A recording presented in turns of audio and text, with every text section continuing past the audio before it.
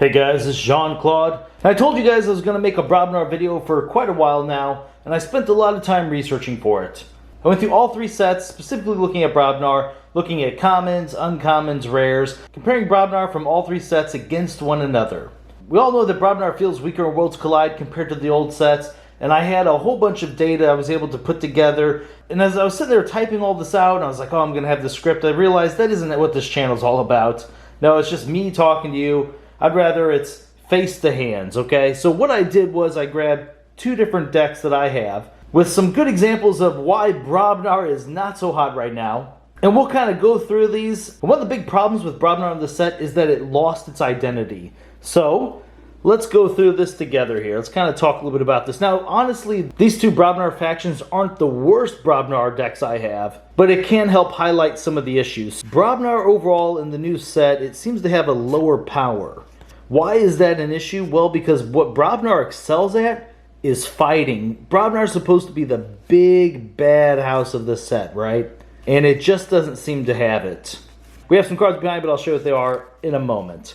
We're supposed to have these big fighters. Look at this. 3 power, 4 power, 4 power, 4 power, 2 power, 5 power. This one could get bigger up to 9. Really, what creatures are these taking care of without killing themselves? Brobnar should also have great fight effects. Now, admittedly, War Grumpus does have a good fight effect. And luckily, you can also use that effect whenever it's a reap. But it's on such a small body, it really doesn't matter. But let's look for fight effects here. Alaka doesn't have a fight effect itself. But if you fought with a Brobnar creature, it can enter play ready. But still a 4 power entering play ready, what are you going to do with it? Reap? I mean, it's not really that great. So, as far as fighting effects, we didn't really have any in here. Because once again, War Grumpus could be used as a reap. The other cards in here, you got Power Fire. It's an Eversent principle, but you have to sacrifice a creature to use it. That's not that great.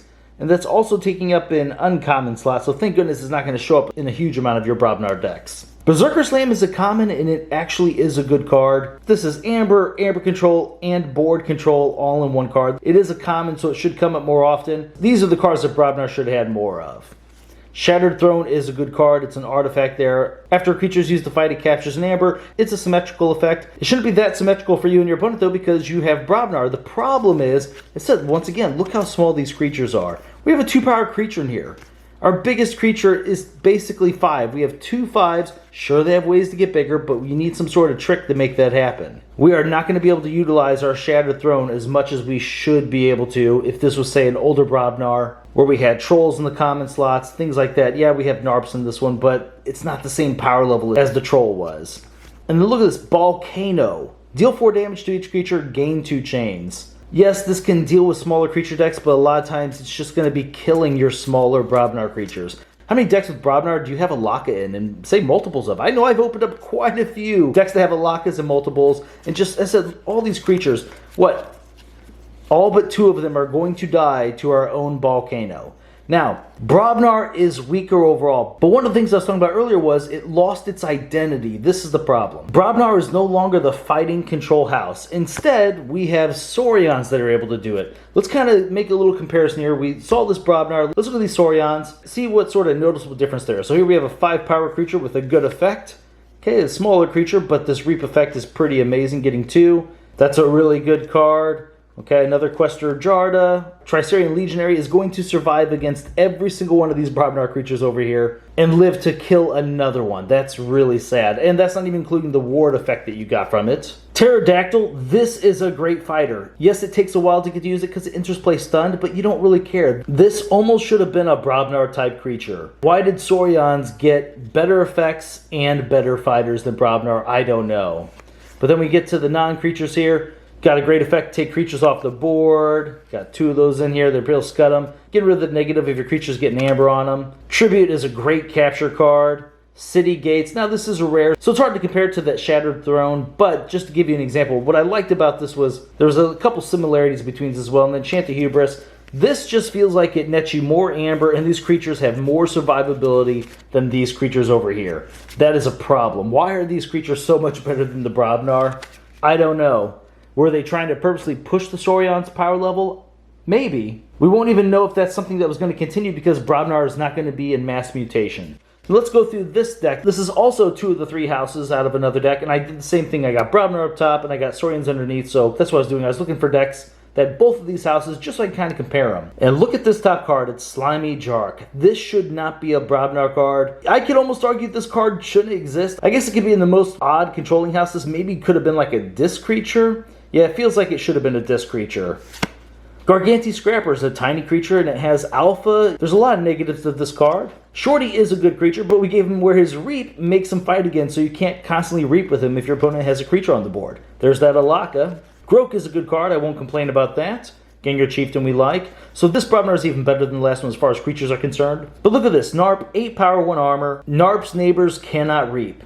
Why couldn't we have just had Troll? Troll has basically the same sort of survivability, and at that same time, it's not hurting your deck get ahead in the Amber game.